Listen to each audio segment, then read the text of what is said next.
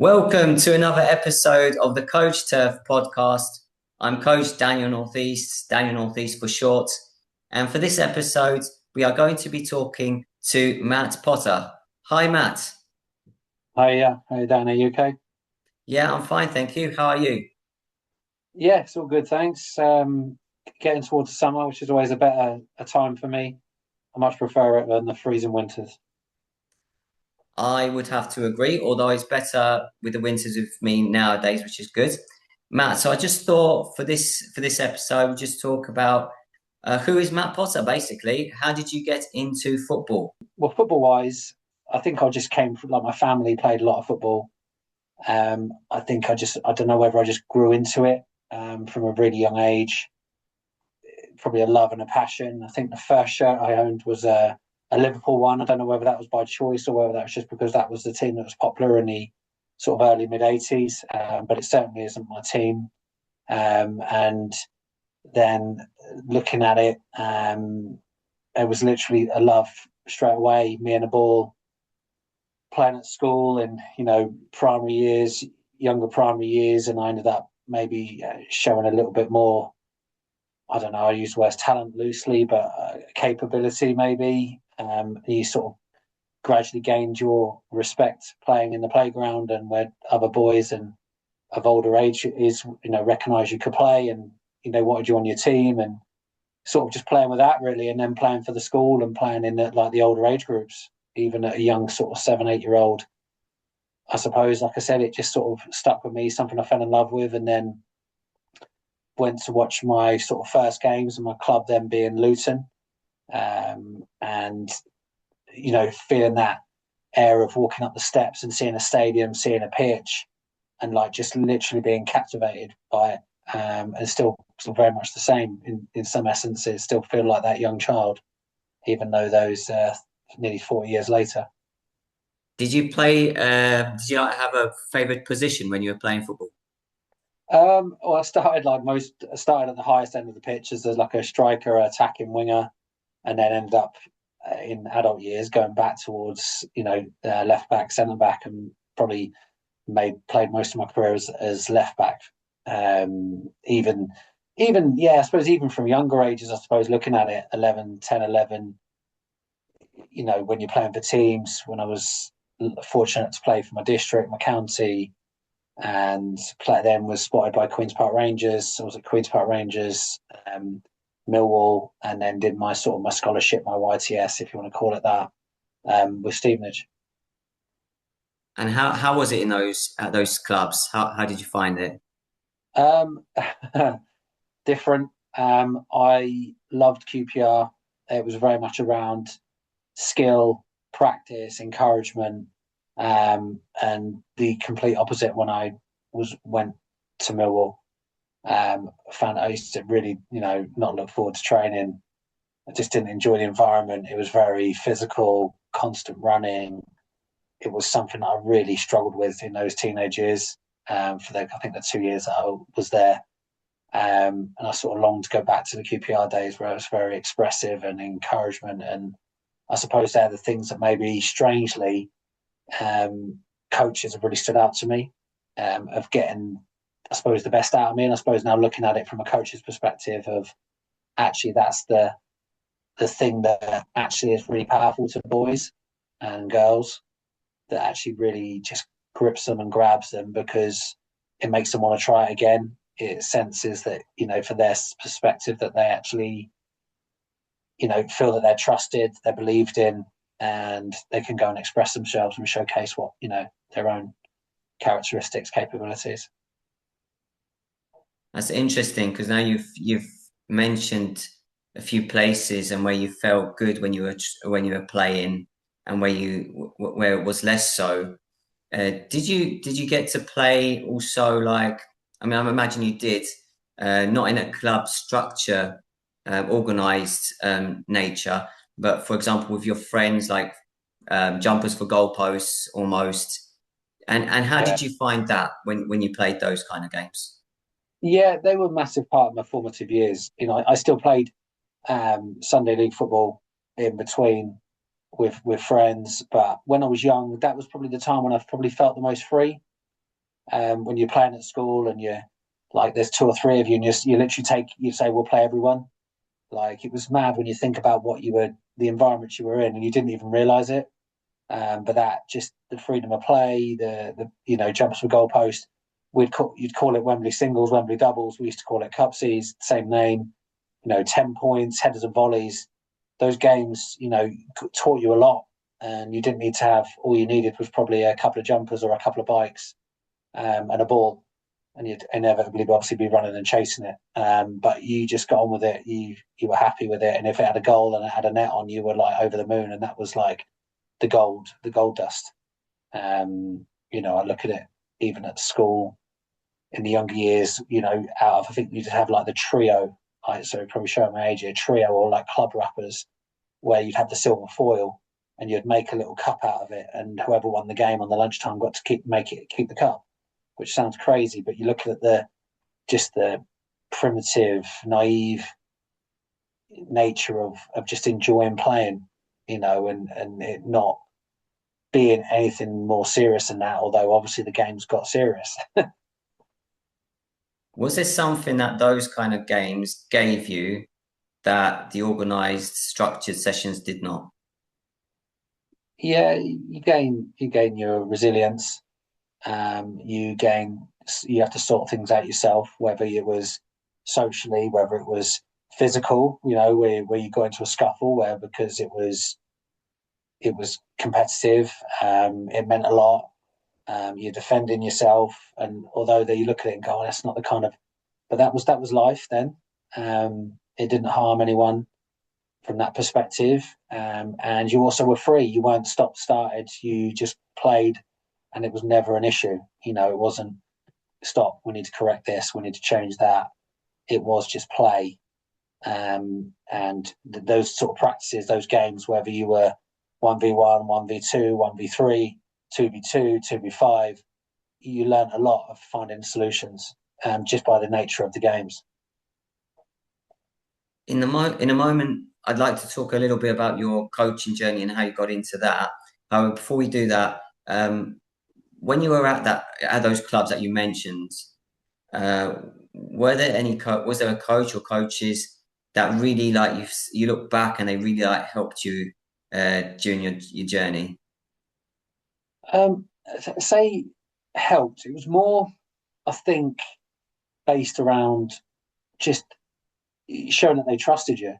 They would show you things and you'd practice them. And I think the more people gave me personally, in my perspective, give you trust and supported you, the more I was willing to give back and try. And you feel that reward, so you feel you can try things, and you're not misbehaving by it. You're just trying things, and it gives you that energy and that belief to go and try again and play.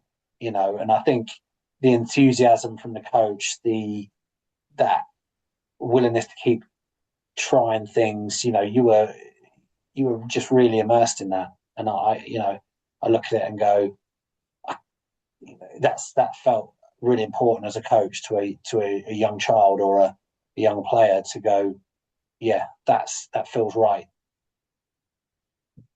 And is there a coach that you can remember, like one that maybe sticks out, like you can say, okay, yeah, definitely that coach really, showed me, guided me in a good way, and that you're grateful to. And Yeah, there's two. There was probably that stuck out in those essences were a guy called Colin Cardine, and he was sort of around where I lived, these sort of areas of, he would be on like they used to be called a Coca-Cola scheme, where you earned stars and you had to complete things in a certain amount of time with a certain amount of,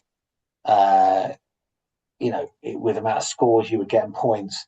And he was just really, I just remember this guy being really enthusiastic. And I was even at a point where I was actually thinking, do I look him up and actually say to him, like the influence he didn't probably would never have realised he had. He was one. And there was another guy, Lee Bircham, who's Mark Bircham played for QPR. He was the guy scouted me playing for my district at Luton schools, and he effectively got me to QPR along with a few others, and I just thrived in that enthusiasm, that trust, and and the way that the environment was, where you could just be expressive and you could try things. And I still remember where I went, and I even strangely remember weirdly the shoes the trainers that I had on a like rock solid like clay court, effectively what it had been inside of a gate. Um, it was very very much like that environment. I just felt just enjoyed and thrived in it. Now you're a coach, and did you take any lessons from those coaches into your own coaching? I probably did later. I felt when I went into coaching, I was coaching much like I'd been coached most recently, which was sort of very enthusiastically but very demanding. And you felt that was the way, because that was these coaches when I started coaching and how I then coached were these were UEFA A licensed coaches. So that was the way.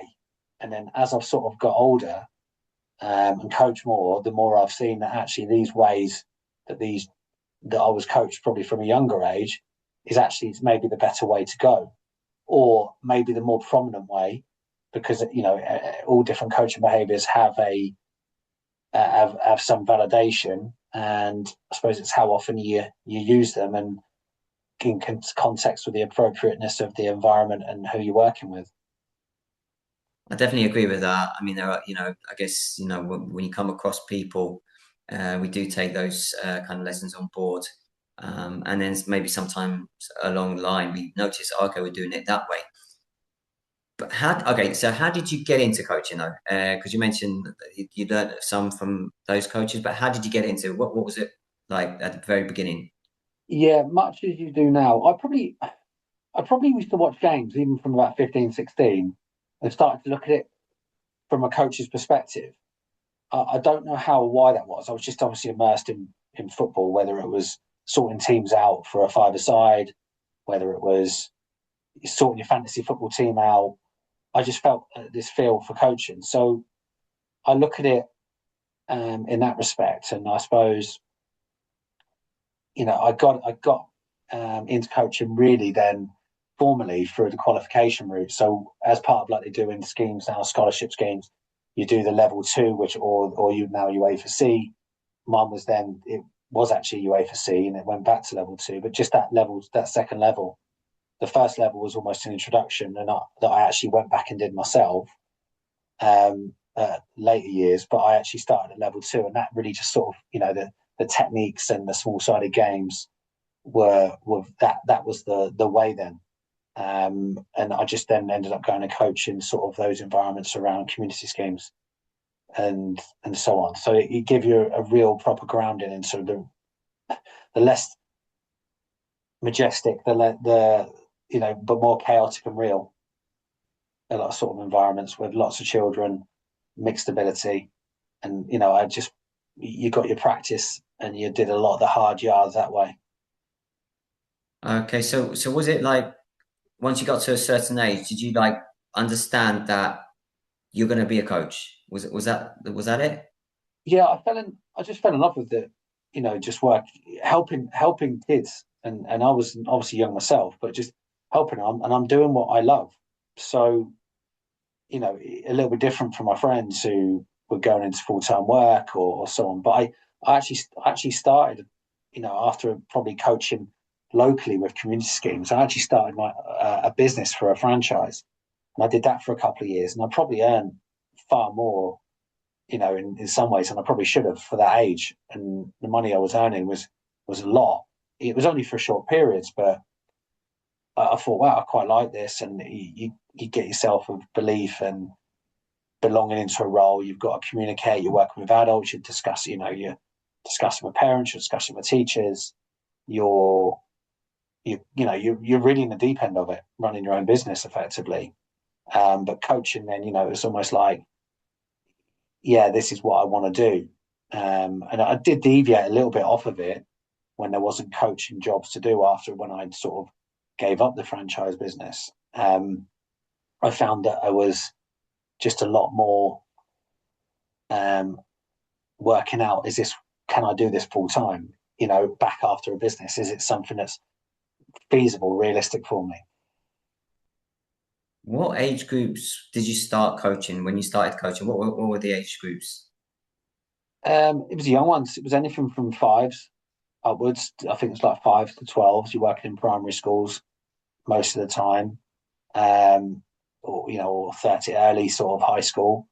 And I just that was the prominent age I was working with. I'd sometimes coached under 18s as well, and I was probably only 19 then 20 myself. Um, Even at those young ages, though, I still managed a couple of senior men's games about 2021, and you're managing men that are 30, 35. So I felt confident. I say confident. I felt that I could cope in in those environments because it was almost just applying the stuff that I'd learned anyway. It wasn't too dissimilar. Which, when you look at it now, of how appropriate some of the practices were with the young kids, some of them were, but they obviously are. I suppose you'd call them quite dated now.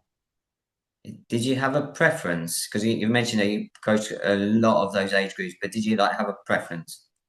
Um, no, I was just coaching anything and everyone. Any age group, any ability, male, female, mixed. It didn't matter. I didn't really have it. It was just almost whoever's available and whoever wants it, can have it in that respect. So I didn't. I think it was just more just going, how many opportunities can I get of just playing? I'm sorry, coaching and helping others play and love and want to learn more. Is that still the case today? Yeah, absolutely. And I think, cool. I don't know how many kids are turned off from football because you coach in a certain way that wouldn't necessarily generation society now probably would be bored by, but that was the way you was exposed to, so you didn't know what was any different. But I don't now. I wouldn't say as a preferential age. I've been down the senior route and I did that for years and I enjoyed it. Now I feel like my strength is probably with the younger formative years rather than the seniors. I still enjoy watching senior football and so on, but I find that I find the most enjoyment and maybe where I feel like I can have most of an effect with those younger formative years. Where do you currently coach? What age groups are they? Well, I don't actually coach at the moment. I'm coach developer or head of coach development. So I don't. I try. I coach when I can, and I'm not one to run away from coaching. I coach. When I coach, but it's not as regularly as maybe I'd like to, or obviously as regularly as I used to, because now I find myself helping other coaches and maybe helping them recognize how they can develop and help them with bits where I can possibly support and advise and guide to help them, where I once was, or help them be far better than me. Okay, so this is now the is that the like the journey that you're now seeing that you'll be supporting coaches, or do you think that there'll be a time when you return to coaching? Um, I find I like both. I would probably say that if there was a lean, I still love coaching, but I maybe feel that without sounding like I'm too old, but go actually do I am I better helping others? Um, I don't know. I don't actually know that answer. So maybe that's maybe said for the people who I work with. Would maybe give a bit of a steer on that. I'm not someone who probably could jump in and give that answer. But I do enjoy both. I enjoy still feeling current and warm, if you like, and not freezing cold to not being coaching and then suddenly going and coaching because you're probably not going to be as sharp and as well practiced as you could be, much as we talk about with kids and young players. We met last year in Lublin in Poland. You came over. How did that happen? How did it happen that you came to Poland? And was it the first time you were here in Poland, or have you been here before? I think it was the third. Ironically, it's through my good friend Pavel Gajeko, who I used to work with within the FA. His connections being Polish and going back into Poland and working with the Polish Premier League was the reason we were invited out there. Um, so we found ourselves working with just on the one where I met you. We were working across 10 different cities, working with upwards of 100, 150, maybe 200 coaches, some bigger, some smaller groups, but always, almost like a roadshow of delivering elements of where we feel are really important to help coaches and help young players develop. So that sort of came about through that, and that's still a relationship that still is still there, and hopefully something that we can keep developing and enhancing as we go along, and keep fine tuning it and refining and being better each time, with the hope that there's some legacy, there's some practice, there's some elements the coaches can take as good practice to utilize in their context, their culture, and their environments. How did you find, people in Poland as coaches? Did you find that they were eager to listen, eager to learn? That's a really good question. I think when we, by the time every event we went to, it was almost like a cold start. There are culturally there's differences, there's similarities. I think by the end of most of the days, coaches were sort of opened up, and you could have conversations with, especially obviously the ones from my perspective, because my Polish isn't great at all. That you could have conversation with, and you felt there was a connection. You're like, this is just the building of something, and then you're kind of leaving, and you're never knowing if it's gonna how much it can be utilized, and how much can they go and do, and what do they value or what do they not value. Um, and that's maybe a challenge. How much of it is really sticking that people want to go away and can, if they were coaching in the evening that night, they could go and just drop it into a session and try something, because the the feedback from the boys we worked with, across from what they 12, 13-year olds, was you could see in the sessions that are really engaged and really seem to enjoy it. Now, I can't say because I don't know what the environments really are. I've not seen enough of it. But going, well, if they're enjoying it and this is how it looks, maybe is it something that, if it currently isn't going on, can it go on? So yeah, no, it was a really enjoyable experience. Always enjoy going to Poland. Hospitality is brilliant. People are brilliant.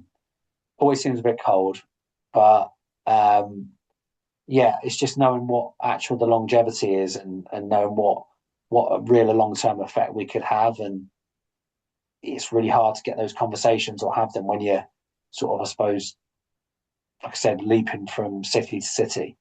You want to know what you're creating and and how you're affecting things. Yeah, I guess that's you got a point there because I mean, yeah, I mean when last year, as you said, there was this roadshow. You weren't in one place for a long time, and it does help when you are somewhere for a lengthy period of time because then you can see certain growth. Um, but yeah, I mean, to be honest, it would be great to to see you again in Poland maybe one day. I know you were recently as well in Chorzów. I Mm-hmm. couldn't go there unfortunately this time. But how was that? How was that Chorzów this time around? Yeah, there was there was some coaches that had been there, at the event we did there last year, similar time. Um, we went with a slightly different theme in what we delivered. There were similarities but differences. Tried to make the theory as probably even more engaging than the previous years, to try and get people to come out their comfort zone, to really feel vulnerable, as much as we were. And it was a similar group I think that we'd worked with before, so I think some of them remembered us, which was nice. But again, it's from us going, we love doing it, but what does it mean? Are we off the mark with what we're expecting and what we're trying? And are uh, are we delivering what is required, and how much of it is valued, and what would we need to do to make it more valued? So I suppose there's always those question marks, because I suppose it's like, you go and watch something, you go and watch a good film in the cinema. Oh yeah, it was really good, and then you go, Would I watch it again? Maybe. You want to know that there's some bits that people can put their hat on and enjoy, or could stand out and go, yeah, I really like that, and that's something I'm going to use. So you want to feel like that. I suppose, making a simple answer out of it is making knowing that you're making an effect and seeing what actually people could use within their own practice. To finish off with, Matt, I thought I'd ask you a question. I think this question has appeared numerous times. What to you makes a good coach? Yeah, I think some bits obviously with context. I think depending on who you work with, I think it's someone who's very adaptable, um, is able to allow players to showcase what they can do, is able to help them with what they need. So it's getting the best out of what they're good at, but also helping them in areas where they might need support.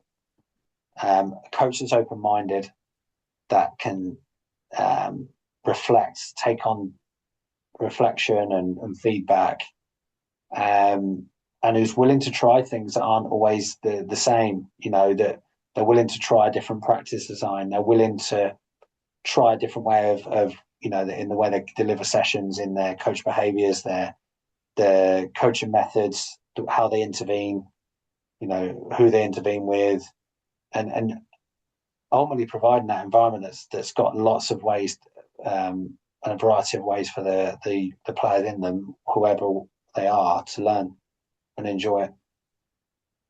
Thank you very much, Matt. I really do appreciate this, and I hope that everyone's enjoyed this episode. So take care, Matt, Cheers, Dan. Speak to you soon. and speak to you soon. And to everyone else as well, feel free to subscribe, like, comment, and share. Notification bell to stay up to date with everything that's connected to this channel. And I hope to come back. We hope to come back with more videos very soon. Take care. All the very best. Let's enjoy the footy.